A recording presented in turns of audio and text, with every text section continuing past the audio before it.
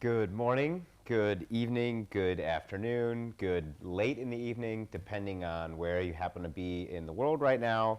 And welcome to another episode of Global Crisis, Global Solidarity, a live stream discussion show hosted by the Rosa-Luxemburg-Stiftung, streaming from our offices in Berlin.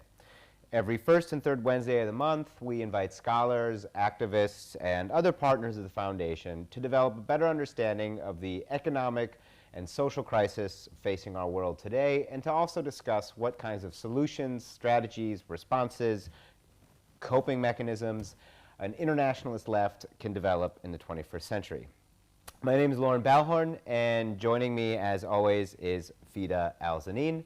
If you would like to join today's conversation, ask a question, contribute a comment, feel free to drop us a line in the YouTube chat box or on Facebook, depending on which stream you're watching, and we'll do our best to include as many contributions from viewers as we can. Today's episode is going to be a little bit different than most episodes for two reasons. The obvious one being that we are not speaking with somebody over Zoom or Skype, but rather have our guest here in the studio with us. And secondly, because we're not talking about the coronavirus, we're not talking about the economic crisis, we're not talking about some elections that maybe happened last week. We're talking about history, and specifically we're talking about the history of the socialist and communist movements in the 20th century, a particular historical experience to which the Rosa-Luxemburg-Stiftung is very much tied as an institution, as we are in many ways a successor to the parties and organizations of the 20th century German communist left. Our guest for today's discussion is historian and journalist David Broder. David is the Europe editor at Jacobin magazine. He's also a historian of the Italian and French communist movements, and also the author of the recent book, First They Took Rome, How the Populist Right Conquered Italy, which, although David's name is not on the cover, is in fact authored by David Broder. And later in the conversation, we'll be asking him a bit more about the book. David, thanks for joining us. Thanks for having me on. David, we couldn't be meeting at a more appropriate time or appropriate place for this conversation. Today is October 7th. That would have been the 71st anniversary of the founding of the German Democratic Republic, and we are sitting in the former headquarters of Neues Deutschland, which at the time, or while East Germany still existed as a state, was the central organ of the ruling party, the Socialist Unity Party. Obviously, both that party as well as the state that it ruled over is long gone. All of the socialist states in Eastern Europe have been history for almost 3 decades now. The Soviet Union itself managed to hang on for a little bit longer. But that entire, that constellation of socialist states, that real universe that the GDR was a part of is clearly over. And if you go through Berlin today, it's very evident in the landscape of the city. On the left, there are perhaps divided opinions about this historical experience, but a general consensus, I would think, dominates that this episode of human history was a mistake at best, and perhaps a tragedy or a crime against the legacy of socialism and socialist ideas at worst. So, generally speaking, David, do you think this is a fair assessment of what was a long and varied historical experience? I think part of the problem we face is that there's a difference between the use of history in public debate and as a sort of tool of politics, and then the kind of work that is done by professional historians and the kind of research they do. Such as yourself. Yes, although I must say I am not a historian of the GDR myself. I mean, I think, you know, as Europe editor of Jacobin magazine, you know, on the 30th anniversary of reunification the other day, we ran a series of pieces, several of them quite controversial, about both reunification and the last 30 years, and then the sort of life in the GDR itself.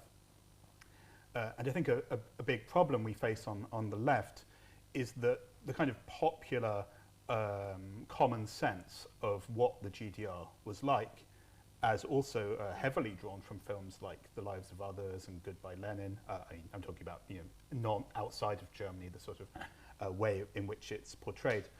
Those kind of media products influence the kind of common sense and people's understanding a lot more than work by real historians.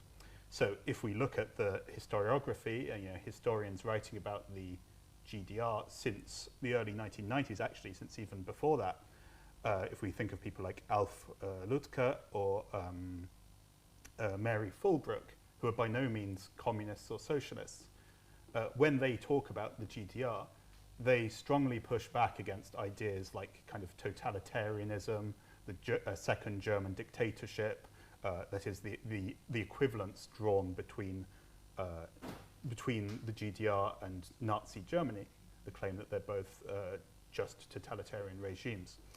And I think the sort of focus on the complexity of those societies, the aspirations that large sections of the population had in East German socialism, the material barriers caused by the Cold War that led to its authoritarian form and to its failure. I think it's difficult to insert those kind of observations, correct as they are, into political debate. And nonetheless, though, I think it's a fight that the left is forced to confront. Because if we think of, for instance, last autumn, the European Parliament passed a resolution which put communism and Nazism on equal footing, condemning both. Some of the suggestions in the bill implied kind of banning content which eulogizes the Eastern Bloc regimes. In Britain, of course, just last week we had a national school curriculum which condemned the use of materials produced by anti-capitalist organizations. So I think we can't just say, and I think it is often said on the left, I think there's this idea that kind of East Germany is all bad and all embarrassing, and we can kind of distance ourselves from it and say that's not our history, our socialism is something totally different. And I think that's a weak response to the kind of anti-communist onslaught. I think you have to insist that history be treated more fairly, in a sense, in a more relativist way compared to other countries, in order to resist the idea that communism is just state terror and totalitarianism and so on. Yeah. Speaking of that era of the history, is it you think, or as a historian, what do you think positive stuff came out of that era? Just to be fair to the history. Well, without doubt, one cannot easily. So I guess I would say that I think that it's important, as I mentioned, Mary Fulbrook says, it's important to. You can't see a society purely in terms of its dissidence and the repression and this kind of thing. It's a society that existed for 40 years, which had a population of over 15 million, and their experience isn't just reducible to contact with the Stasi, even though that is, of course, something pervasive and which coloured and undermines the socialist project there.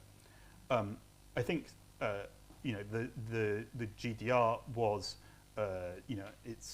was good in terms of like providing basic public services, but I think actually the more interesting thing is it has very strong social mobility, particularly in the early decades. I think it's something true of the communist parties generally, including Western ones, is that they were very impressive vehicles for raising people with very low, sort of very modest family backgrounds, perhaps low educational opportunities, and making them into people who were even prominent in public life or able to manage large organizations or able to be something more than invisible wage workers. So, of course, even that is limited by the undemocratic nature of the political system. But I think that is important. Also, if we want to talk about individual rights, then I think that's not only things like the freedom to travel or the freedom of criticism in the press, but also, for example, things like the ability to have the economic security that would allow you to take decisions about your personal life. So, for instance, the GDR had a very high proportion of all mothers were single mothers, because it was relatively easier to leave your partner because you could still have an income, still have a cheap flat, and so on. So I don't think that those kind of economic rights, they aren't sort of, they don't fully compensate for the lack of other types of freedom. But I think that broadly I would say that I think it's important to see the DDR as an attempt at creating a socialist society, and a flawed one, rather than just a totalitarian regime imposing itself on the population. Yeah. David, I was wondering, when we look back at more the deeper historical roots of the state socialist experience. So obviously, East Germany is a product of, frankly, a product of Nazi Germany and a consequence of Nazi Germany. But that consequence could also, could only be imposed thanks to the guns and tanks and men and women of the Red Army, obviously the armed forces of the Soviet Union, which was founded all the way back in 1917 or maybe 1922, but obviously is a product of the Russian Revolution in 1917. And that historical act, the Bolshevik Party seizing power in Russia, becomes the catalyst for the creation of a specifically communist movement, that we have a split in social democracy, which before 1917 was just the labor movement, right? Just the socialist movement. There wasn't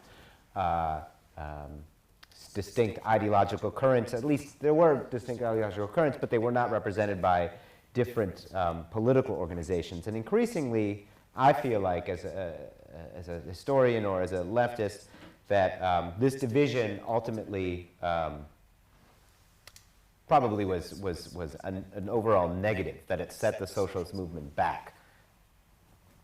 You think so?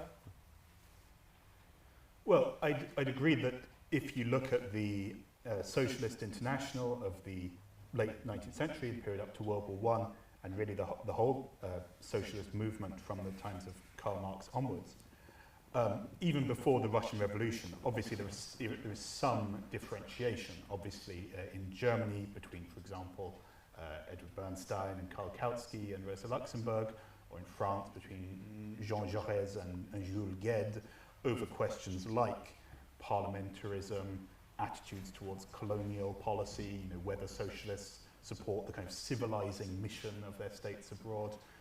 And these questions are also reflected in the communist-socialist split that follows 1917. But certainly, that's not to say that they were always kind of obviously leading towards a split. One could, of course, have tactical divergences and so on, which don't inevitably say, well, we socialists have to be divided into different parties.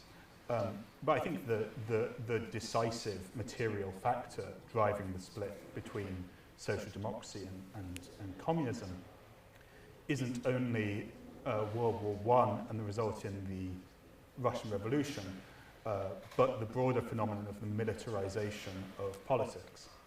What do you mean by that? Well, that in the course of World War I, the fact that, contrary to the expectation in the sort of pre-World War I social democrat parties, which was basically a rising, growing, like numerically growing working class, would, through its political organization, through its rising sort of levels of culture and education, often provided by the party itself, would basically come to represent the embodiment of a future society, a full realization of the ideas of the Enlightenment. And that's putting it schematically, but that kind of idea did very much exist in the social democracy of the time. The idea that the workers' movement will complete the Enlightenment, finish the lessons, finish the unsolved tasks of the French Revolution, and so on. And that fits in a certain teleological view of progress. And basically, the disaster of World War I, where, with very few exceptions, the working classes of all European countries followed their own national ruling classes into the slaughter, fought each other. At the end of the war, millions of unemployed men left on the streets in many countries, sort of all dressed up and nowhere to go. If we think of like the paramilitary forces in Germany and Italy, that presented a unprecedented organizing problem for the parties of the left.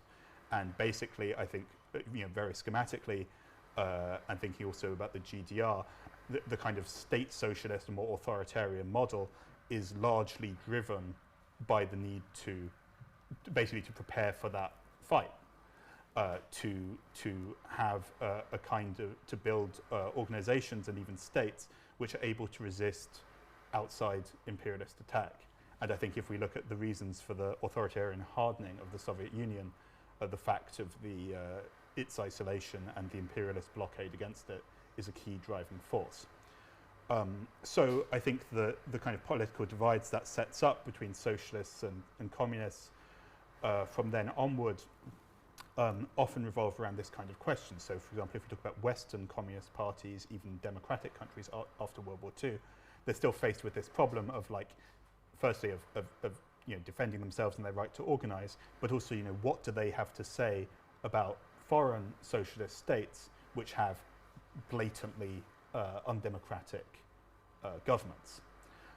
So, if we look at the state of the left now, there are relatively less examples to talk about, and we're sort of less, as like leftists now or socialists now, we're sort of less, we're not like compelled to defend like the latest thing the Soviet Union did.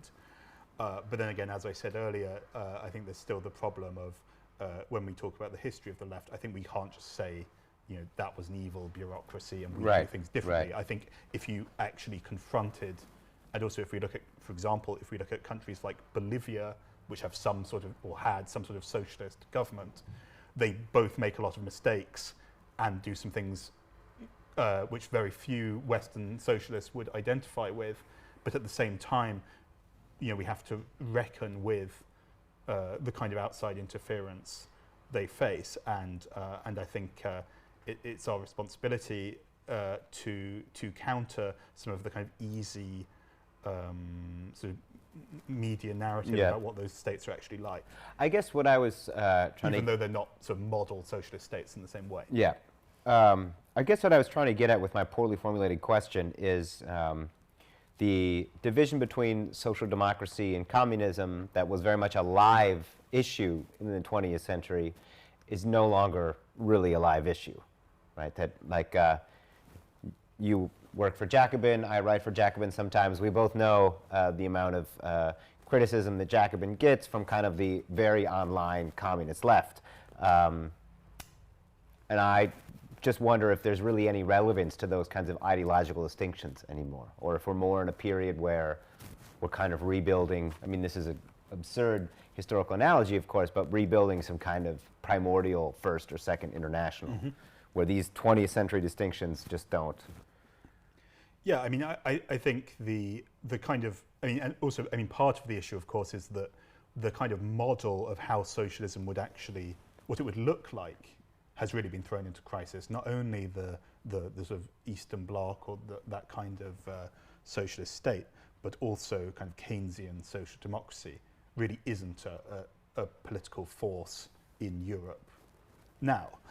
So, the current, even if we think of, relatively more centre-left and less neoliberal examples of socialist parties in Europe, if, for example, we think of the current socialist party in Spain, which is in government with Pedro Sanchez, he is not the analogy of, or say he's not the analogue of like the reformist socialists of 100 years ago.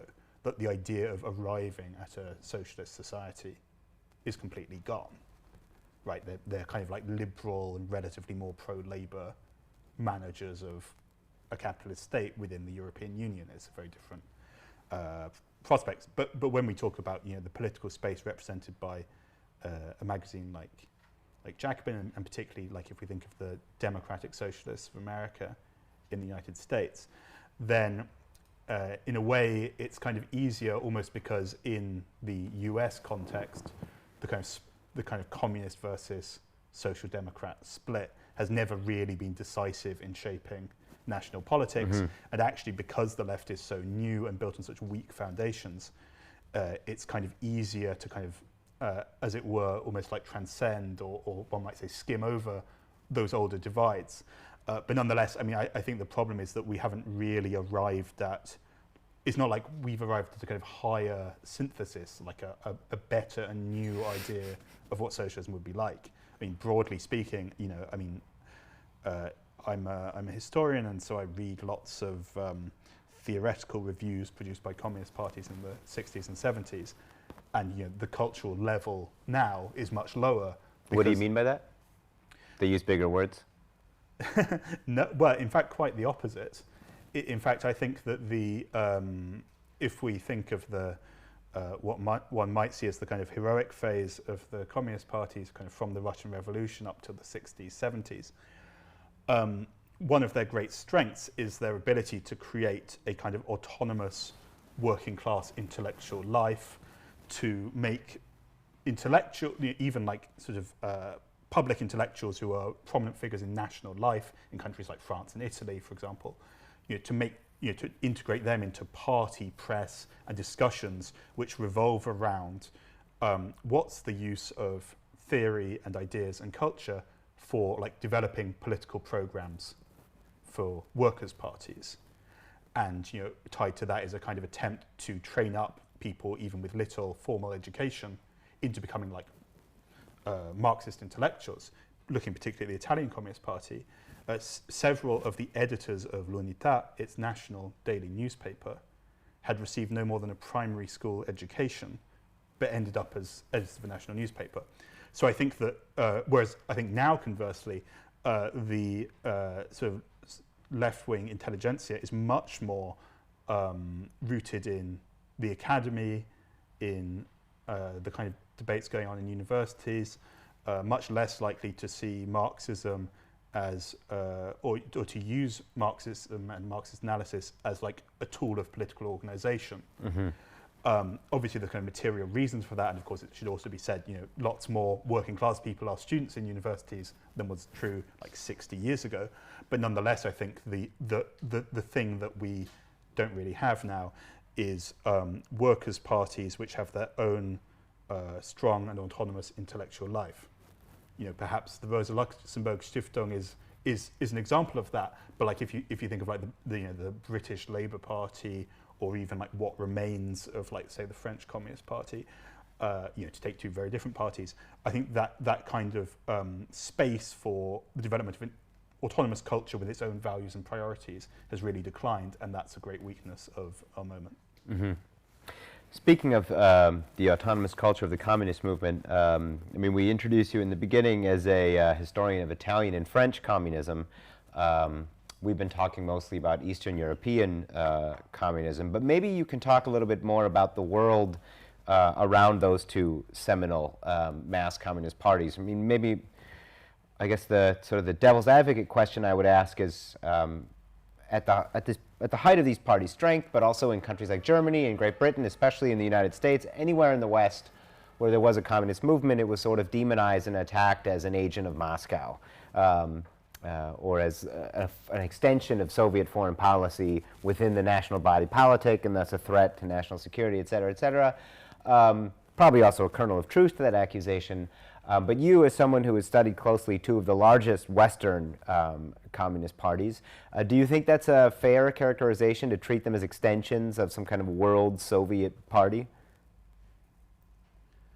Well, firstly, I'd say I think it's important to have some sort of periodization, because the Italian Communist Party of the 1970s, when it was a mass party, almost 2 million members, 30-odd% of the vote, is rooted in national life and national culture and national political choices in a way that wasn't true, for instance, of the Communist Party in the 1930s, when it was a group of exiles whose whole existence basically depended on their relationship with Moscow, and whose internal struggles were defined entirely by the question of like Comintern patronage. And of course, you know, I think you know, the Stalin era Comintern is something quite different to the relations between communist parties, particularly from the 1960s onwards. Also because of the relative decline of Russia relative to other communist states, even like China or Yugoslavia or Cuba or whatever. But it has to be recognized, firstly, that for many decades the Russian Revolution served as an inspiration for the idea that building another and socialist society would be possible, often not just the revolution itself, but actual achievements of the Soviet Union, including, of course, the victory in World War II. And it was the Soviet victory in World War II, and it was the decisive force among the Allies. Without that victory, then fascism in Italy or indeed France would not have been defeated, and those communist parties wouldn't have been able to re-emerge after the war and become mass forces. So, of course, if we speak to many people in the former East Germany, then they'll have a very negative, or a lot of people at least will have a very negative characterization of the idea of of basically a state created by Soviet direct intervention and creating a state.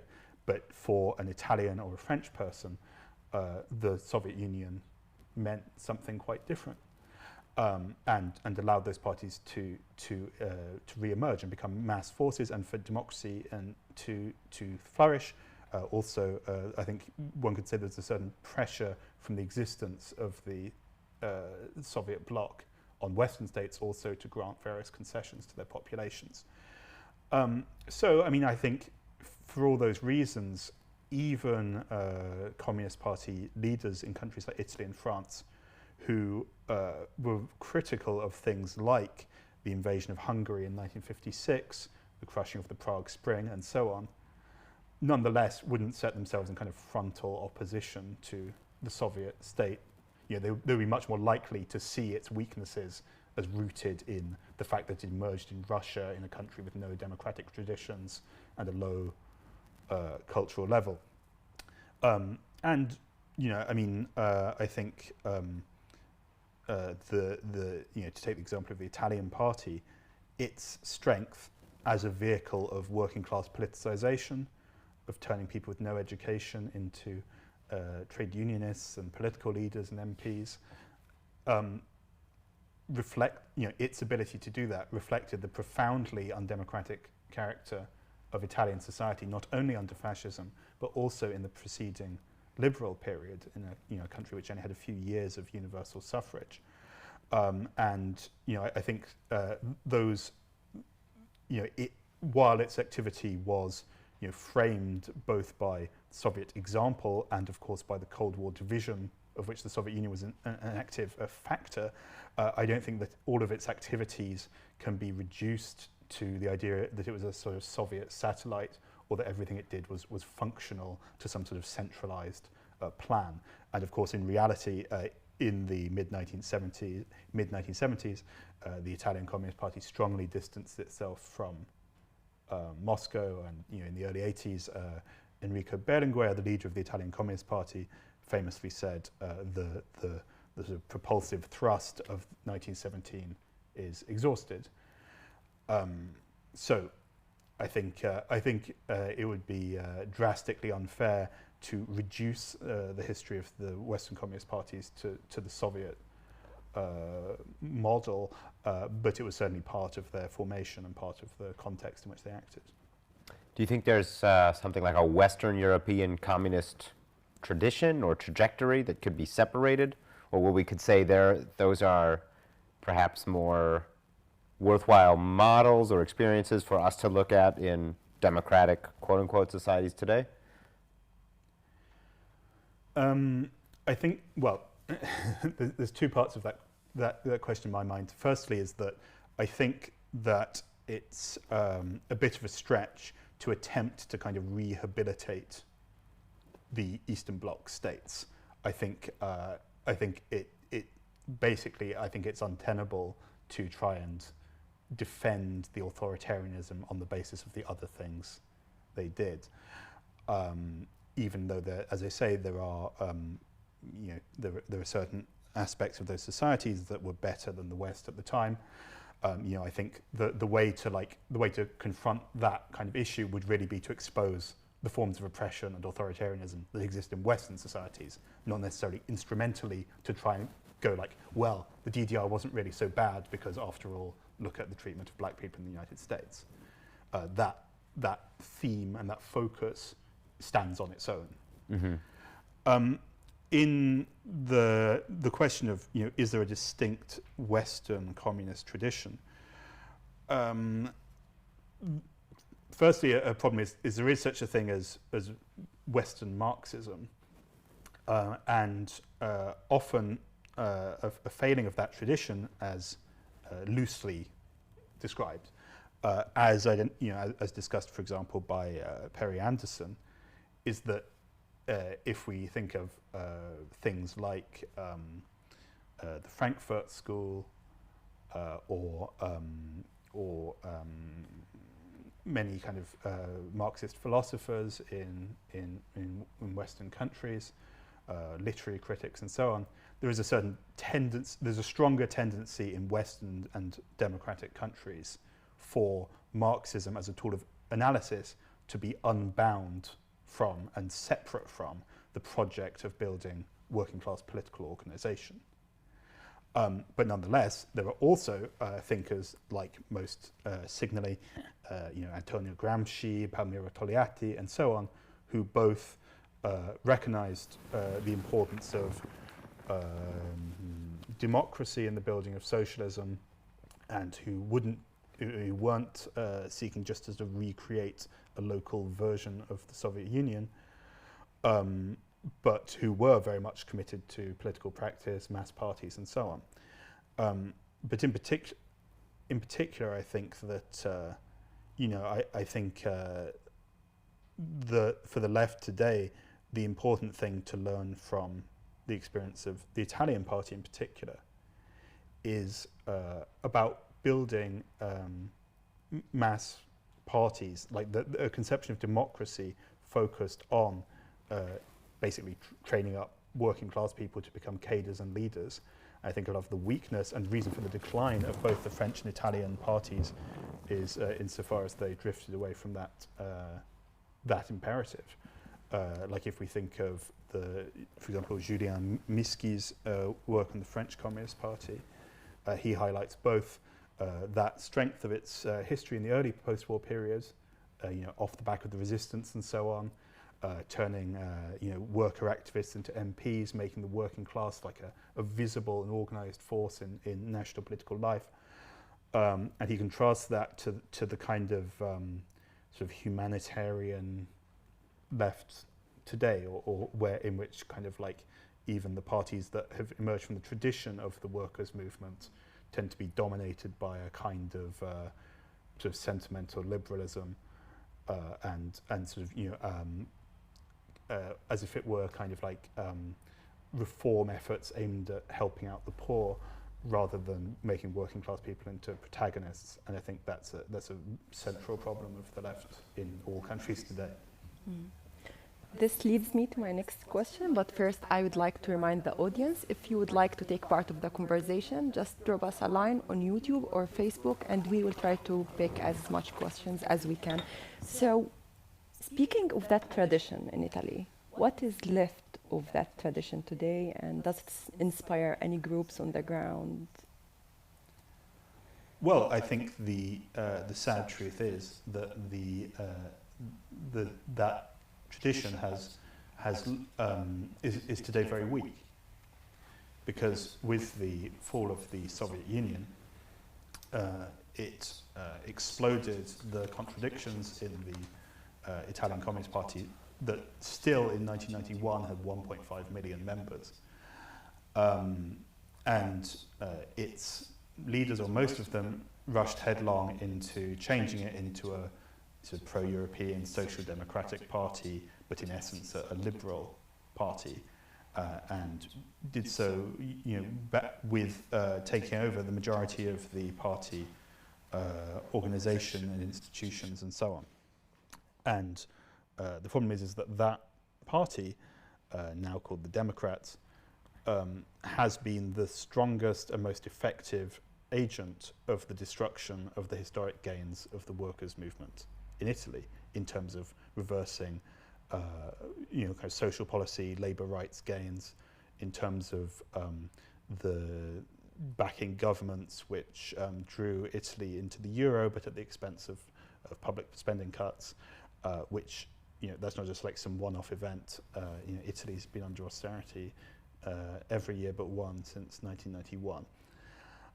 So there's a kind of scorched earth in which the centre-left party in Italy, the Democrats, is the most elitist and has the wealthiest social base of any social democratic party in Europe, and also is strongly defined by its attempt to distance itself from its communist past, including into debates over historical memory and the resistance and anti-fascism, accepting without a fight various kind of revisionist narratives. So I think its role has been very destructive, and what we see in Italy is basically a country that used to have a very strong communist party, and which now has millions of ex-members who have fallen into, I'd say broadly, how I would characterize it is who have fallen into despair and atomization. Of course, when the Communist Party dissolved, there are those who think that, this is this hierarchical and bureaucratic organization. So once that sort of is out of the way, then the masses will really be able to rise up and confront the powers that be in the state and so on in a way that wasn't before. But really, it's a legacy of disorganization, because schematically, Italy has a very fragmented working class, and if you want to say kind of popular classes, if we think of groups like artisans, precarious workers, unemployed people, shop owners, small farmers, and in the Communist Party tradition, they were seen as kind of part of the same bloc, the people. Those kind of people don't have strategic power in their workplaces. And I think with the unraveling of the kind of unity that was created by party organization at the level of the state, at the level of politics, they've become very fragmented and lost their role as a sort of political force, which is why we see such groups heavily turn to either five-star movement, which is not at all a party of the left, but a sort of inchoate rebellion against the politicians and this kind of thing, or just to abstention, which is why in Italy also we've seen, in the elections in the 70s, the general elections in Italy had 94, 95% turnout, whereas now it's in the 60s%. So I think there's a really bad legacy of disorganization. Of course, there are some groups and also historians and intellectuals and so on who appeal to the history of the PCI, but I think we're still suffering the effects of the collapse. So one question from the audience, it says, is there a socialistic future within the EU, or does the EU need to break up to strengthen the socialism in Europe? What do you think, David? Yes. Maybe we could answer that question maybe specifically from the European, the Italian perspective. Sure.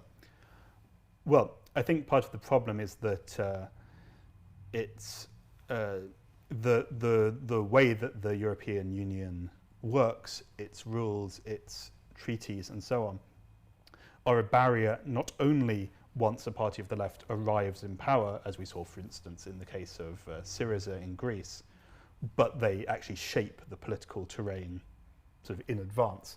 They determine the limits of what's seen as possible. And to take the Italian case, as I said, Italy has, because it has an enormous public debt, which doubled already in the 1980s when Italy entered the exchange rate mechanism, basically tying it to the Deutschmark. Italy has enormous public debt, 2.5 trillion euros now, well over 100% of GDP. In fact, during Corona times, it's actually over 150%. And over the last 30 years, there's been a systematic decline in public investment, which is about 40% lower than it was in the late 1980s. And that not only means that there's like less services and fewer jobs and so on, but it kind of creates a situation, I think, in which it makes it hard for people to believe that political action can do anything for them. Because if you think of, for instance, and this is not if you think, for instance, of a 40-year-old Italian, Southern Italian, the likelihood is they'll be unemployed and live with their parents. They're unlikely to have seen the left achieve anything in terms of even the most basic kind of progressive social reforms, job creation, whatever, in the last in their adult life. So that kind of person is very difficult to draw into like political activity in any kind of socialist group. And the problem of the euro is that Italian governments can't do anything about the debt, so they're basically forced to continue with austerity as they have uninterruptedly since the start of the 1990s. Some people would say, well, maybe in the European Union now there's lots of right-wing governments, so therefore the response to the 2008 crisis or the 2011 sovereign debt crisis, or even to coronavirus now, that it's bad and relies on neoliberal tools because of the makeup of the governments or the makeup of the European Parliament. But I think that's really untrue. The neoliberal prescriptions, the limits on budget deficits, which constrain spending, the rules insisting on privatizations, and the so-called liberalization of public services and so on, those are applied in moments of crisis and imposed on countries like Italy and Greece. But that's hardwired into the Lisbon Treaty, into the Maastricht Treaty. So perhaps if you could have socialist governments simultaneously in all of the states of the European Union, including Germany, then you might be able to change it in a positive direction. But that seems pretty unlikely to me. Nonetheless, it's also true that there's no easy solution in terms of like Italy break away from the EU, abandon all its debt obligations, go bankrupt. That's an unappetizing prospect for a lot of people, and something difficult when confidence in political action is low. I think the solution probably lies in some sort of government of the left. I think actually more likely in a country like France than in Italy, which could in some way kind of confront and defy the EU rules and in that way sort of impose change. But to be frank, I'm not optimistic that that will happen. Yeah, thanks, David. I have so many questions right now. So I pick another one. So can you, David, talk more about the cultural life of the post-war Italian and French communist parties, and if the left can or should aim to build up this kind of cultural life right now? Yes, so I'd actually start by saying that I think the Italian example is much more interesting than the French.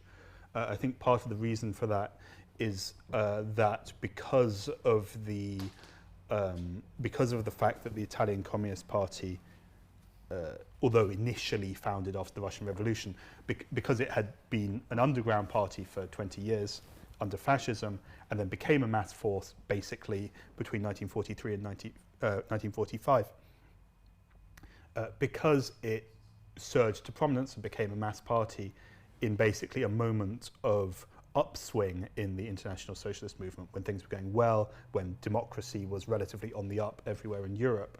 I think that helped it to create a more open and in some ways pluralist culture than the French party, which remained much more the party that had been created sort of under Stalinism and during the interwar period. And even many French public intellectuals of the type of like Louis Aragon, Jean-Paul Sartre, Simone de Beauvoir, and so on, looked very favourably on the Italian party and identified with it and took part in a lot of its initiatives. Another figure of that type actually is also Eric Hobsbawm. you know, it was 2 Sundays ago was the death of Rosanda, who was the head of the Milan House of Culture for the Communist Party in the immediate post-war years. And you know, she ultimately broke with, or was kicked out of the party, in fact, in 1969. But if we look at her activity in Milan, I think it's really interesting in terms of, like, firstly, there's a kind of certain idea which is like we should be bringing high culture to the masses. So, you know, even factory workers, let's say, should be sort of raised in the sort of avant-garde culture of the time, including through her contacts with the kind of intellectuals I mentioned, like Sartre and so on. Of course, one could say that this idea is actually quite common in Eastern Bloc countries as well, you know, laying on free classical music for industrial workers and so on. But you know, it wasn't just like kind of it's not just kind of selling elite culture at low prices. You know, I have an article for the next issue of Tribune, which is the sort of magazine of the left wing of the Labour Party in Britain, about a thing called Festa dell'Unità, which were events laid on by the Italian Communist Party in like every town and village in Italy. So in the 60s or 70s, they do like 8,000-10,000 a year, where basically they would lay on, it's like a kind of like a weekend where you like basically lay on a big party for the population with like cheap food and alcohol, and then you do some kind of like, you know, like put on some films and so on, and dances and so on. So basically the idea is like everyone is having a good time in a superficially apolitical way, but against the backdrop of lots of hammer and sickles, and maybe someone will give a speech about like a local partisan martyr or such like. So I think, but at the same time, you know, so you know, that's kind of about basically how can the party make itself part of the life of people who aren't communists, of the general working class population. And I think also if we look at things like the kind of cooperatives, sporting activities, they're kind of ways basically of making the party part of working class life. You could draw a parallel with German social democracy before World War I. It's like giving stuff that the people can't get elsewhere or so cheaply. But also at the same time, you know, there's a very strong idea in the tradition of the party from particularly from Gramsci. Though really it's also something in the Socialist International of the 19th century, is the idea of education, and that what the working class party is like the cream of the working class, like the best of the working class, which will like master the high points of bourgeois culture, including also science, you know, the hard sciences, and you know, so things like lending libraries and party educationals and stuff focus also on what are apparently not directly political questions. Maybe we can take that as a segue to talk about your book, which we've had sitting on the table for the duration of the conversation. We've not actually asked you about yet. I mean, obviously you've told us a lot about Italy before the populist right. Your book came out a few months ago with Verso Books, seems to kind of pick up where that ends. Could you maybe just tell us a little bit about why you wanted to write the book, maybe what some of the key arguments are, who the audience is? Mm-hmm. Well, I lived in Italy for like 8 of the last 10 years, and although I went there, and that's the point where you write a book usually. Yeah, exactly. Yeah. Yeah. I'm actually overdue with my Germany book. Yeah, so I mean, in fact, I went to Italy initially to do the research for a history PhD, but you know, the longer you live in a country, the more you become integrated into you know, its internal life going on now, and you know, increasingly you become aware of the kind of things that foreign media say about the country you're in. And I find very frustrating a lot of the stereotypes about Italy which are pushed in international media, one of which is the idea which is that the reason why Italy suffered, and we saw it during the coronavirus, the early months when Italy was the worst hit country.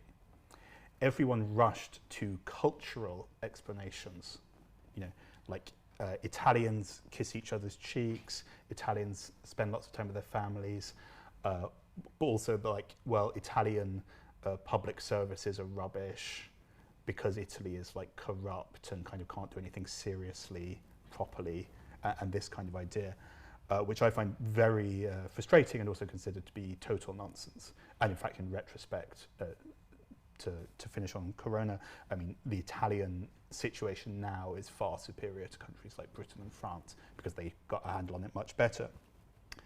But in terms of why I wrote the book, the other reason is that I think it's kind of like it's very commonplace to say of looking at the rise of, say, Matteo Salvini and the Lega after the 2018 election, that this is this sort of re-emergence of this sort of unresolved problem of the national psyche, that this is like fascism returning in its historic heartlands, and this kind of idea, which, even apart from the fact that the Lega is not a party of the fascist tradition, I think really fails to understand that what's happening in Italy really isn't very kind of culturally determined or just like the result of some sort of inherent sort of, as if there's something in the soil or something in that goes back thousands of years,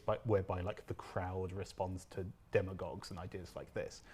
And in fact, one of the structuring arguments of the book is, if you want to understand why the populist right is strong in Italy now, then it's not the recent economic crisis or the Lega's success in the election of 2018, but you have to look at the early 1990s and the collapse of the left. Because when the Lega five-star government was formed in 2018, publications like The Economist, The New Statesman, The Guardian, such like, often said, well, this is like the first populist government, the first all-populist government in Europe, or the first far-right government since 1945, and this kind of thing. Which, even apart from the fact that they're exaggerations, also have a strange, they have the strange effect of kind of ignoring what happened when Berlusconi first rose to power in 1994, when basically all of these things were said too. And basically what we've seen over the last 25 years is Berlusconi has become more and more accepted in centrist neoliberal circles as like a normal conservative politician, rather like the trajectory of George W. Bush in the United States during the Trump era. And so the whole parameters of political discussion move sharply to the right. Some, looking also at examples like Trump and Le Pen in France or Brexit in Britain, will draw this kind of conclusion, which is like the left has failed the working class, and therefore the working class, which is kind of atomized but also kind of racist, basically turns to the far right. I actually think that in all of these cases, that's a very unsatisfactory explanation, and the much bigger factor is the fall in working class political participation at all, right? So I won't go through all those cases, but to take the French one, for instance, like most blue-collar workers in France don't vote. That's the huge change. There's an element of far-right support, but the bigger thing is that the overall, the far right is stronger because the left's social base has like crumbled. And in Italy, there are very, very few former left-wing voters who've turned to the far right. Part of the reason that's important too is that there are many people in neoliberalized centre-left parties who basically draw the conclusion, well, yeah, like the masses, the working class, they don't vote for us anymore. They've abandoned us. They're not on board with European Union. They're not on board with liberal cultural values.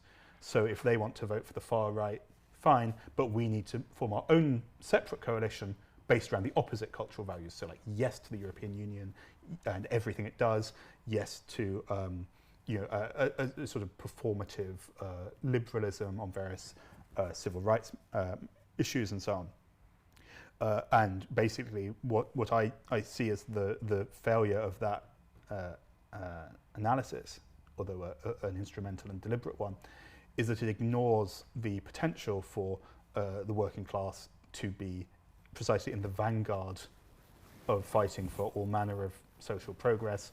And actually, if we look at Italian history, then the Italian Communist Party, whatever its hesitations, like its positions on things like divorce and gay rights and anti-racism and so on, are far superior to those of any kind of liberal or Christian Democrat tradition. So, what I'm saying basically in the book is, yes, the Italian sort of working class left, is very weak, and that has made it possible for the far right to both be increasingly dominant force in public debate. In fact, even when it's not in government, just at the level of kind of hegemonizing public discourse and the obsessive focus on immigration and so on. That takes root in and draws strength from the crumbling of the working class left, and that's a phenomenon we're seeing in lots of countries. In Italy, it was something that took place very dramatically and in accelerated fashion already in the early 90s because of the collapse of the Communist Party. I think that that's a very bad kind of warning from history. I know there are so many questions. Well, we'll take one more. One more. So particularly I'll mix something I wanted to ask about socialism being criticized as a wise man movement. And right now there is a comment that this conversation is a little bit Eurocentric and all of that. So we would like to hear from you more about socialism in China, Vietnam, Kerala, and also, since you wrote a lot about the impact of communism in Latin America, to what extent you think that 20th century communism did transcend the boundaries of race, gender, identity? All these things are now a central component of the debate, even on the left right now. So what do you think?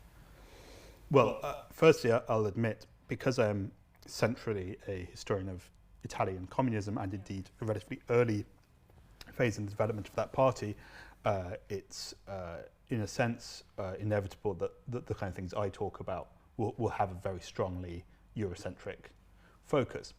But I think there's a certain tendency in sort of academic discussions to present Marxism as inherently Eurocentric, in that sense also drawing on things that Karl Marx himself wrote, and some of which ideas were picked up by later socialists. For example, the kind of idea of a sort of a single direction of historical progress.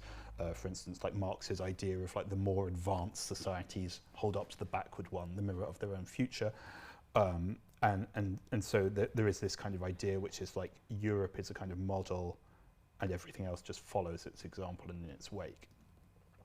And I think that perspective was resisted and confronted even very early in Marx's own lifetime, for example, after the Indian mutiny in 1857, and even Marx started to pay more attention to the extra-European world, even if relying a lot on kind of very Eurocentric sources and so on.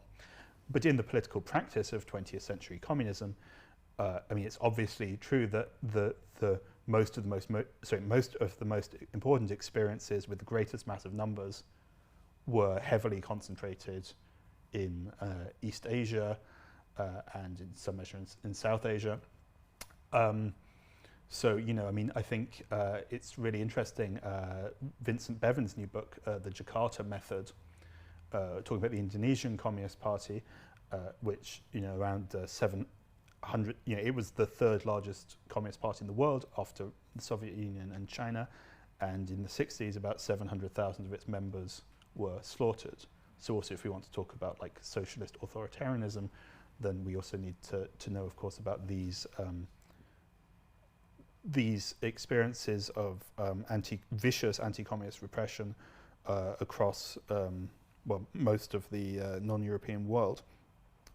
I mean, the one question is kind of, you mentioned that I've written some things about Latin America.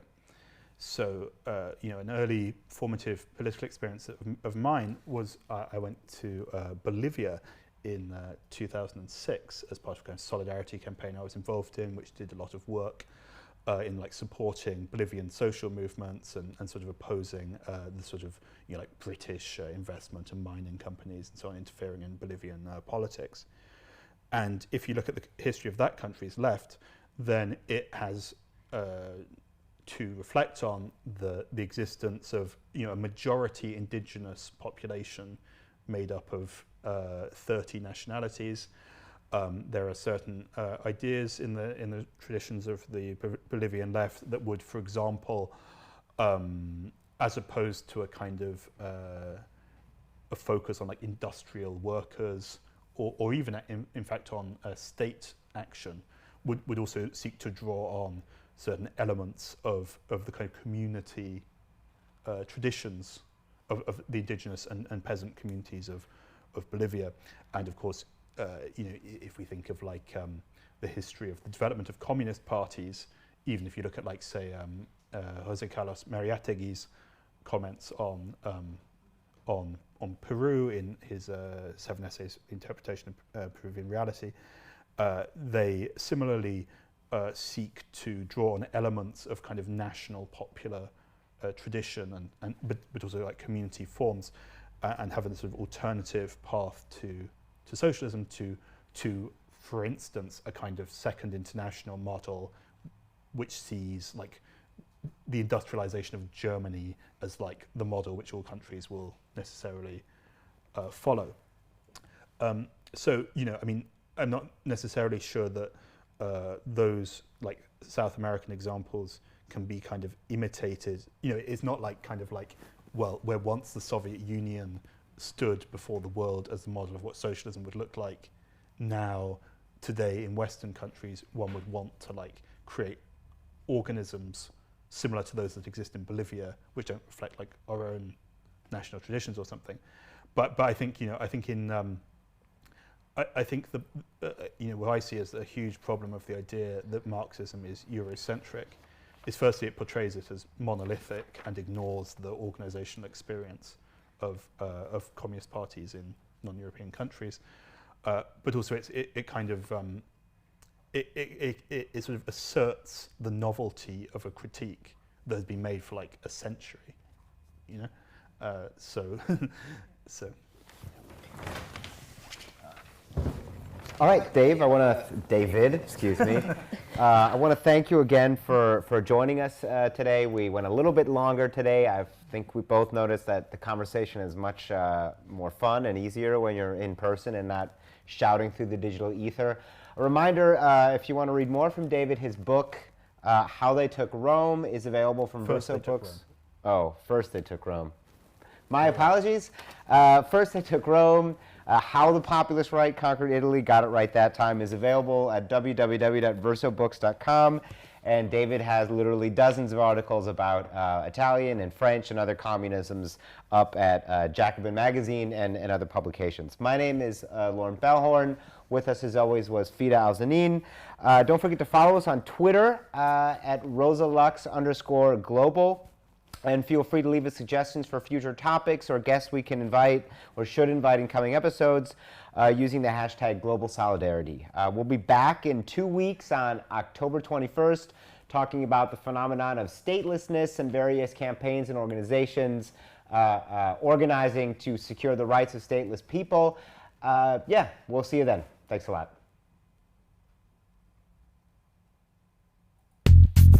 Yeah, all right. Great.